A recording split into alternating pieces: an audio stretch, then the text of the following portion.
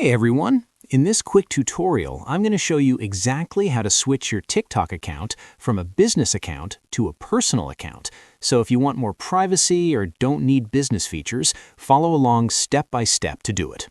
All right, let's dive in. First, open the TikTok app on your phone. Now tap on your profile icon in the bottom right corner.